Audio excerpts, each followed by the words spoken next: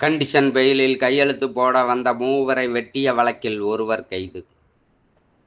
திண்டுக்கல் மாவட்டம் வேடசந்தூர் அருகே உள்ள எரியோட்டில் டாஸ்மாக் கடையில் ஜூன் 13ஆம் தேதி இரவு எலப்பார்பட்டி மற்றும் எரியோடு மீனாட்சிபுரத்தைச் சேர்ந்த இரு தரப்பினருக்கிடையே ஏற்பட்ட தகராறில் எலப்பார்பட்டியைச் சேர்ந்த ஸ்ரீதர் வயது 20 என்பவர் படுகாயமடைந்தார். இவ்வழக்கில் மீனாட்சிபுரத்தைச் சேர்ந்த 8 பேர் கைதாகி ஜாமீனில் வெளிவந்து நிபந்தனை ஜாமீனில் எரியோடு போலீஸ் நிலையத்தில் கையெழுத்து போட்டு வந்தனர். இந்நிலையில் கையெழுத்து போட்டுவிட்டு வந்த நபர்களை எரியோடு நகர அதிமுக அலுவலகம் அருகில் மறைந்திருந்த மர்ம நபர்கள் அருவாள், கத்தி உள்ளிட்ட ஆயுதங்களால் தாக்கியதில் மீனாட்சிபுரத்தைச் சேர்ந்த மதன் வயது 23, கருப்புசாமி வயது 20, அருண்குமார் வயது 20 ஆகியோர் காயமடைந்தனர்.